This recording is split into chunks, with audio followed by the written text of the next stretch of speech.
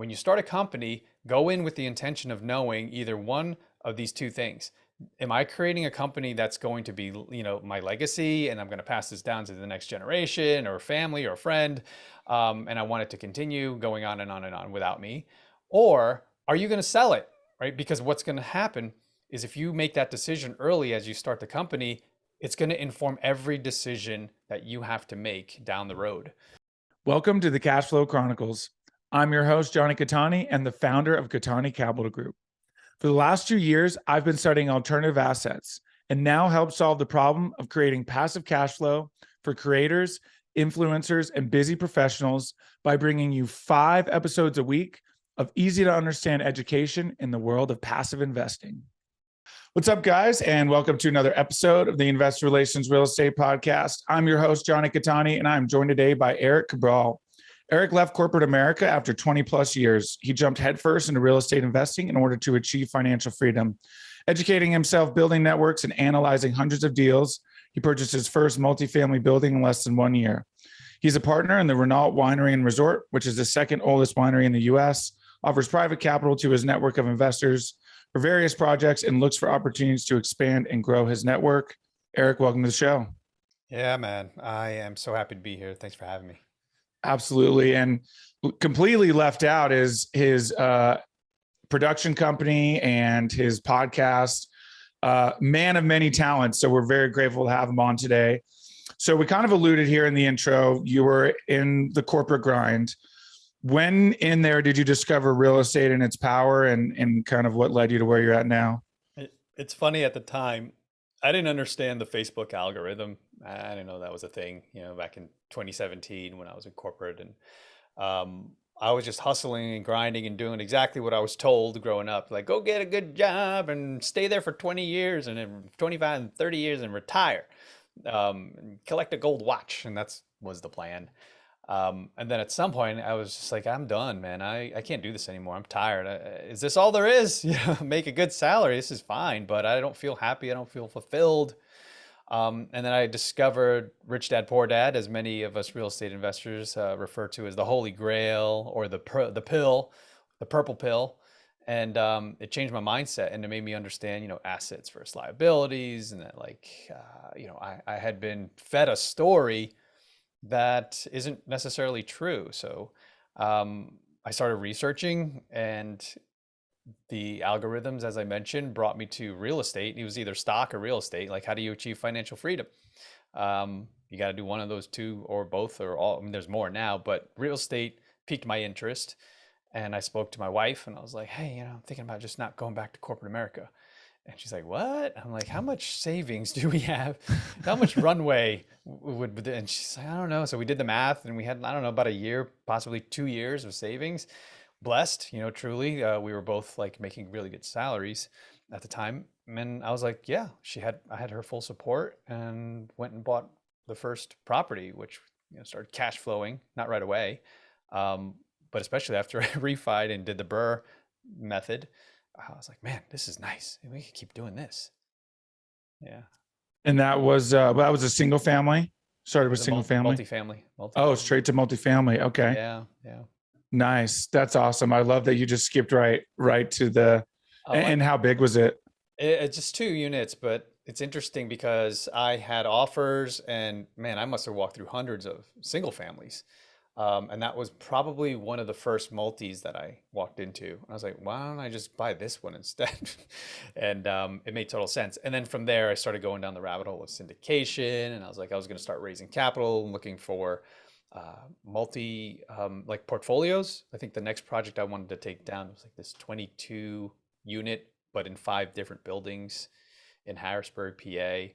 Got really close, made a bunch of offers. Seller owned it. It was just going to be seller financed, and I was really excited about that. But then that would have been my life. I don't think we'd be talking right now, because I wouldn't have created a podcast and started a multimedia agency if I went down that route. Yeah. So I guess talk about where the multimedia opportunity presented itself. You started the podcast. You mentioned off camera 2017 was not when everybody and their dog had a podcast still, even though that wasn't really that long ago. Yeah. So just, kind of talk about that. Yeah. I mean, I understood from what I was watching and listening to that in order to achieve any type of success, especially as business owners, entrepreneurs, you had to have a presence online. You had to put yourself out there. You had to, create some sort of thought leadership platform so that people would know, number one, like know who you are, right? So establish that and they know who you are. And then eventually they listen to your content and they like who you are. And then potentially, hopefully, if they meet you, they love you, right? So they know, like, and then potentially trust you. So I started my podcast with kind of that intention in mind. And also as an answer to people whenever they ask me at barbecues, like, what the hell do you do again, man? You seem like you're a real estate investor, you do creative, you're like, you're doing some podcast. Like, what do you do? So I was like, oh, how about I just create a podcast where that's the introduction to me and the door, to the whole house. And then you go walk around and then you get to hear the stories and see what I'm doing. I'm doing a lot of stuff. So when I started doing that, I needed people to interview, honestly, John. And I would go to real estate meetups and sometimes I'd speak in front of the room. Eventually I started to lead the room in the group. And then it just presented a lot of opportunities for me to meet people. And then people would get on my show and they would say, damn, I love this. Can you do this for me too? And then me became we, and all of a sudden it became a company. I was like, wow, this is great. It allows me to help and serve the community in a way that I love to do. Absolutely. That's awesome. And I love, you obviously have that. Did you always kind of feel as you were going through the corporate world that you had that entrepreneur bug, but just like ignored it, I guess? Yeah, it presented itself sometimes. I mean, all through growing up, I was like typical kid with a newspaper route and selling candy and all that stuff, fireworks at some point. And I did start a company. It was a video game company while I was working. So I had so much free time on my hands that I was able to start a company. Took some of my coworkers and made them partners, and we invested, dollars into creating. At the time, the company was called Play America, and we held video game tournaments. Dude, it was literally just a bunch of dudes, sweaty dudes in a dark basement, linking up our Xboxes to play Halo, a video game, first person shooter. Love And Halo. it was so much fun. I was like, why don't we bring this to like more people? And then I started renting like wedding venues and holding gigantic tournaments and making a little money, not a lot of money, but it became a business. And then all of a sudden something called Xbox Live came out. That didn't exist at the time. And Oh, I was wow. like, I started playing that and I was like, I don't think my company's going to be in business much longer when people can do this easily now. But at the time, you had to physically link up your Xboxes just to get that whole multi-game experience. So that was until I jumped out of corporate America in 2017. That was my stint in real world, like going and getting an LLC and opening up a checking account and researching it. The internet was not what it is now, so I had to like physically go places to find out how to start a business. Yeah, that's fun. I mean, obviously I think most of my listeners can relate to that, but it's crazy to think there's an entire adult generation now that has no idea what encyclopedias are, index cards, Rolodexes, Yeah. dial-up internet, AOL, like none of that stuff, like Right. it's crazy to think that we are the last generation of that sort of in between phase, like I remember my mom would lock us out of the house and tell us not to come home until the streetlights came on, Yeah, you know, I know. and Those just were like, good hey, give times. me a call if you're near a phone. If not, then I Yeah. guess I'll just see you tonight. Yeah, you got some dimes in your pocket, quarters in your pocket, just call me when you need me to pick you up. Yeah, wild. I love it. So obviously now a big thing for you, you're transitioning back to real estate, but you're big on obviously helping people create a brand. Like I said offline, we got some young entrepreneurs who listen. What are some things that I think, so I'll just come from a personal perspective, and I'm sure some people can relate to this. You really, I say you, me, I really struggled with really leaning into my story, right? And I'm sure you see that a lot where people are like, oh, my story is not that unique. Like, would anyone really care that much? So kind of talk about what, some things we can work on to kind of be able to lean into that and tell our story. Yeah, it's really kind of putting your reps in at the gym. Once you start doing it, it's going to hurt. And you're going to be like, I don't like this. And then the alarm clock's going to go off and like, I don't want to do this.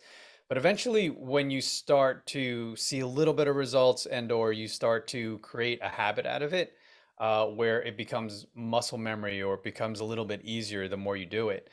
That's what I recommend to people, especially if you haven't told, or maybe you're a type of person that's told stories at, family gatherings or around the barbecue or whatever, and people like enjoy your stories, or you're sharing some ideas or you're sharing something that you experienced that you learned a lesson. Those are things that people really hold a lot of value, where they can jump in and learn through your mistakes, which is really a cool way to kind of help people without you realizing, oh man, there are people that are listening to what I'm doing, and actually implementing or realizing, oh, maybe this is something I want to do. So, for example, when I first started real estate, I didn't have projects, right? I was early. I didn't know a lot of real estate investors. So what would I do? There was a contractor, architect in my neighborhood, and I would shadow him. And I'd be like, "Hey, Pete, can I come to your project?" And he'd be doing cool things like 5 miles from my house. And I would video these things, and I would go, "We're here with Peter Dunham Construction," and here, and I would follow around and would edit it, and I would put it online. And people just by proxy assumed like I was involved in that project. So I did that and kept doing it and following other people, and I was learning on the way. And basically what I was doing was documenting my journey as an investor because I didn't have projects. I was able to lean into other people who were doing what I wanted to do and sharing that in real time, and eventually started getting my projects going and recording and putting that out there. So there's ways that you can be creative. You don't necessarily have to be that person that, fake it till you make it. There's ways that you can learn on the job and just document that and put it out there with little to no concern. This is the hard part, John, is don't worry about what people think. Like if you're putting out good stuff, just know you're putting out good stuff and that someone's going to appreciate it and someone's going to reach out eventually. That's so true. I mean, I've talked about this. I do a solo episode every Friday and I've talked about it constantly. And I think people think and social media has only perpetuated this, that because, they have so many followers or so many people are watching their stories, that people care. And it's not to say that people don't care, from a malicious standpoint. It's just they have their own lives. And so they're not really that invested in whether things are going well or not. And I think we get too caught up in like, well, 200 people a day are watching my story and I don't want to put out bad content. It's like, well, yeah, but how many people are just clicking through and not even real, So they don't really care that much because they have their own lives going on. And so it's important to just remember that and work through, I guess the imposter syndrome is probably at least for me was the hardest part in the beginning. Oh yeah, absolutely. The thing is, you have to start somewhere, right? Everyone that you watch or everyone that you admire started with 0 followers, 0 views, 0, like everything. So that will have to be you. You're going to have to, learn how to walk and then, crawl, walk, run, whatever it is. You have to start somewhere, and everyone started at 0.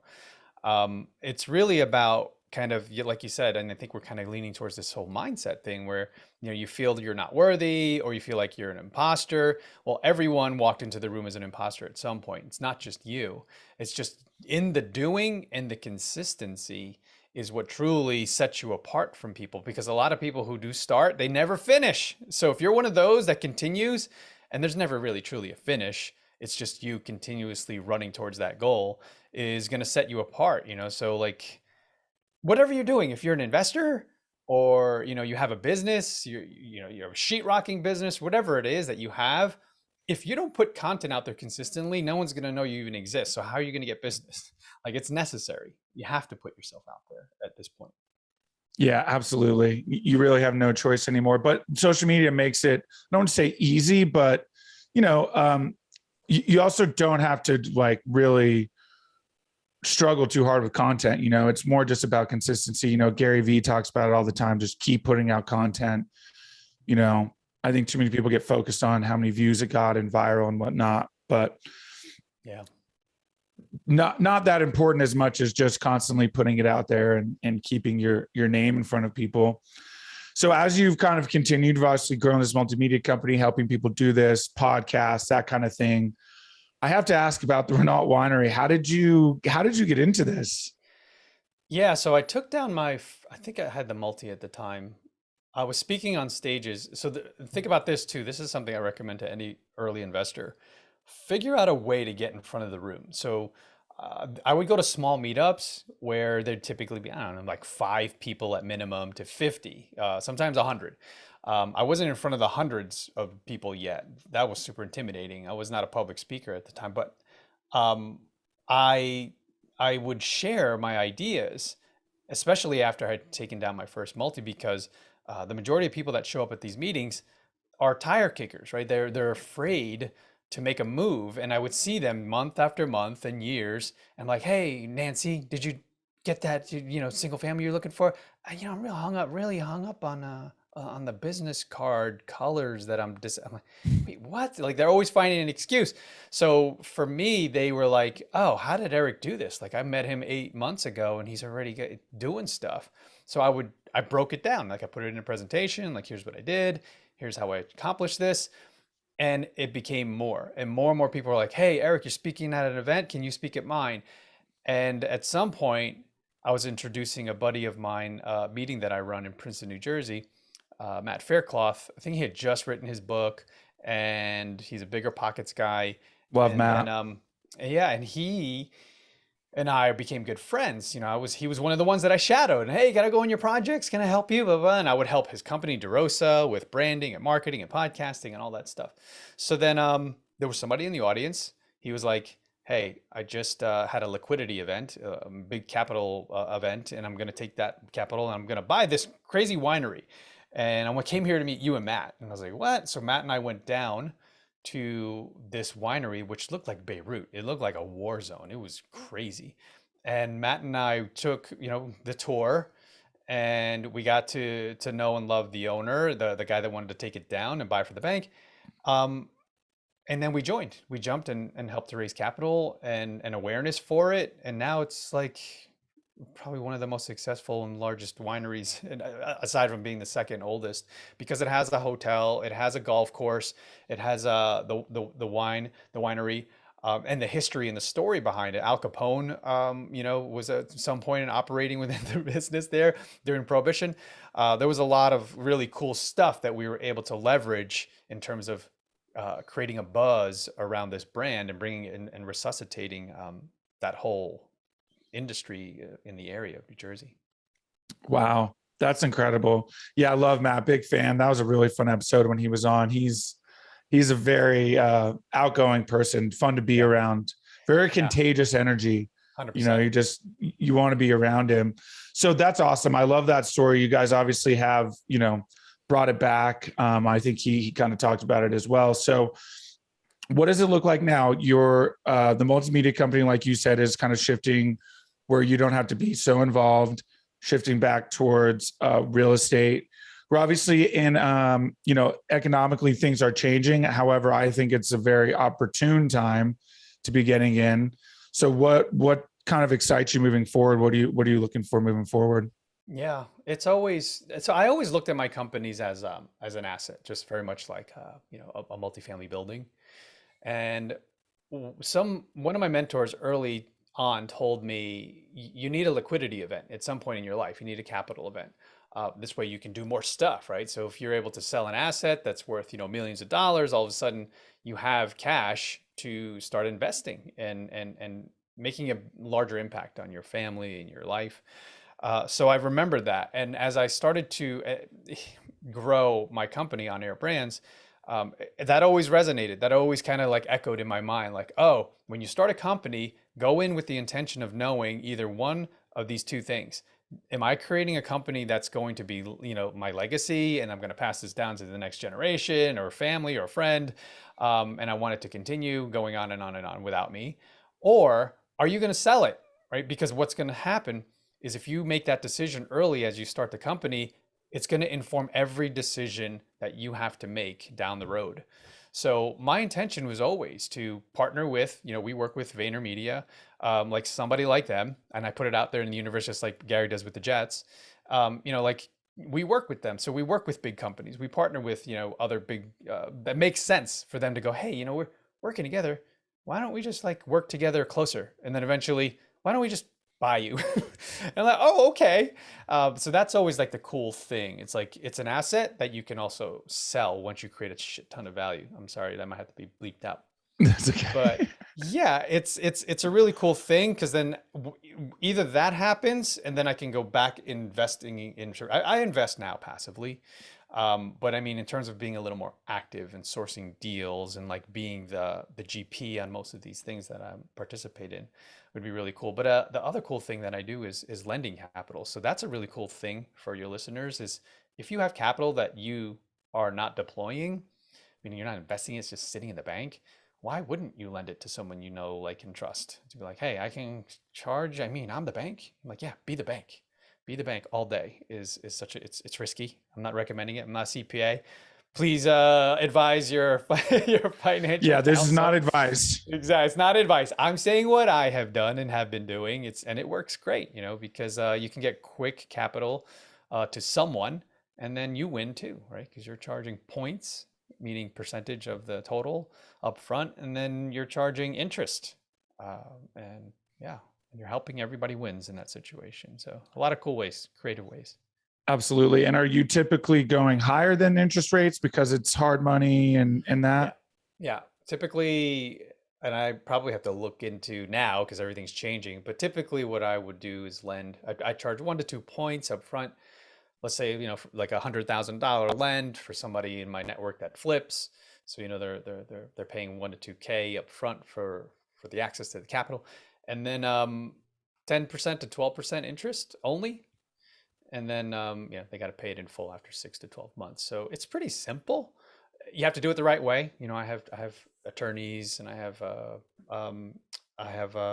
just a team of people that do it. Awesome. Yeah, guys, please talk to a lawyer when you're doing this. Again, not advice. Don't just give people money and expect them to pay you 12%. Yeah.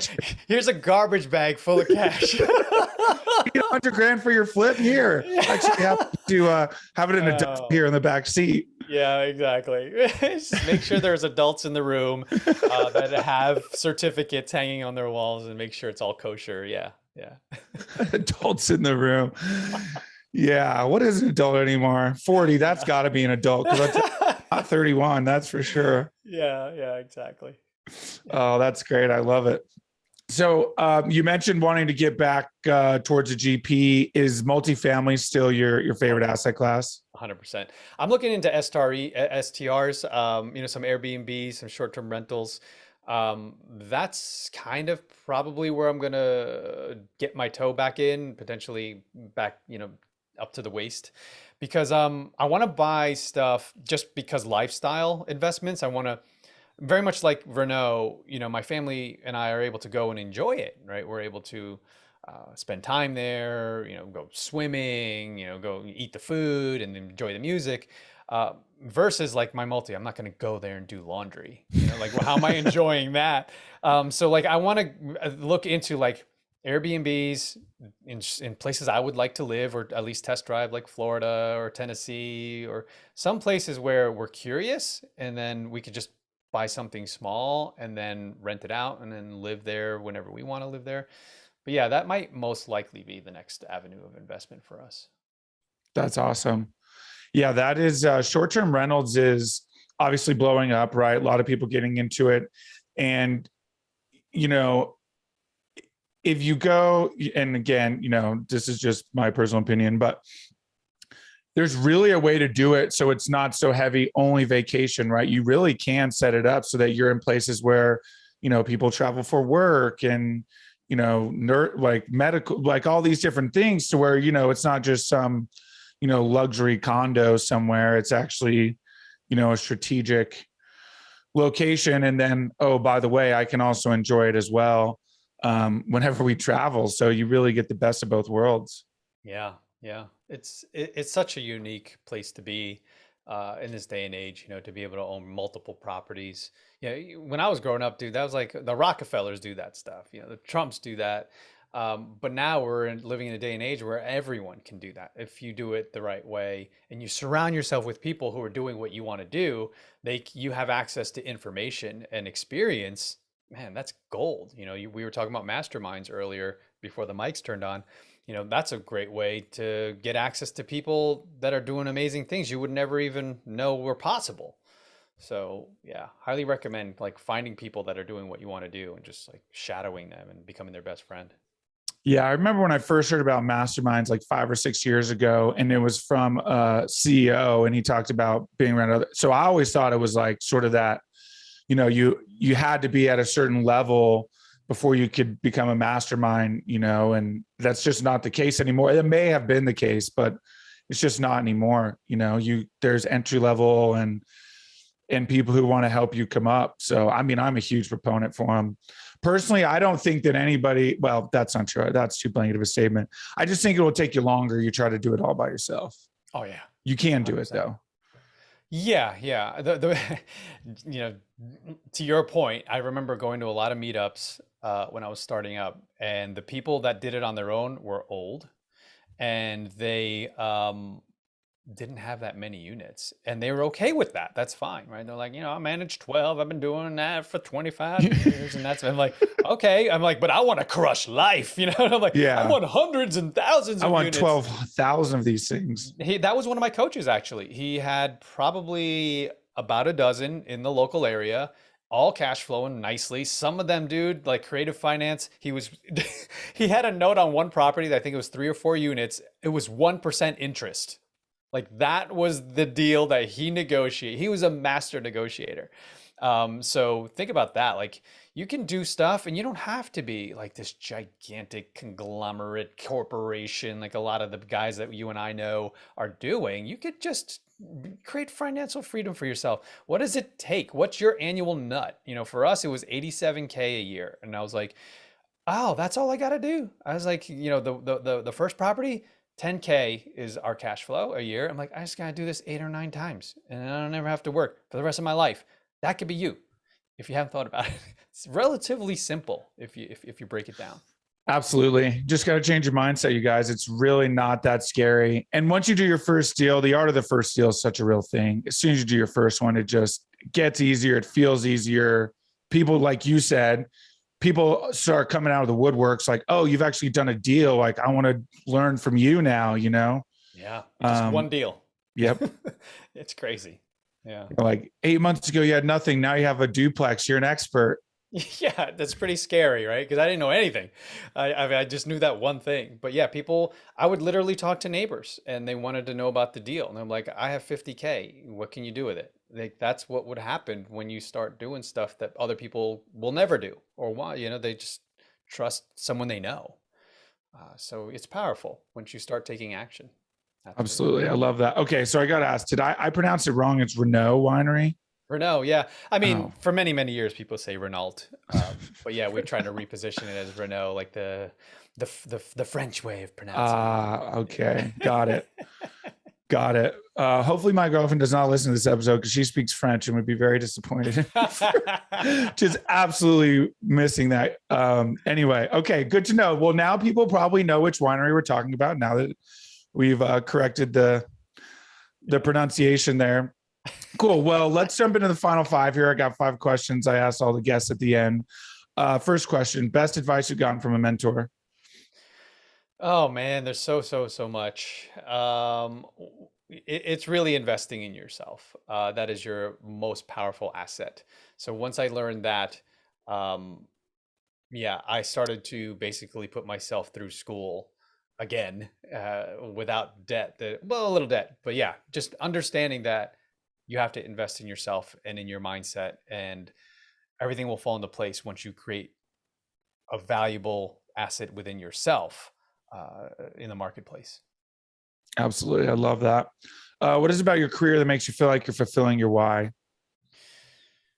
Helping people, man. I mean, it sounds cliche, but knowing that I have gotten really clear on my mission, which is to help the world or make the world a better place one mic at a time. And that's not just through podcasts, but like making introductions like you. Like, of course, I'm going to say, hey, John, I got a podcaster that would love to interview you, or I have a stage for you to speak on. And it's just a way to amplify the message. And once I got really clear on finding other people who are mission driven entrepreneurs and helping them to do what they're trying to do and accomplish in life, that's become my why, is helping other people on their mission if it aligns with my mission.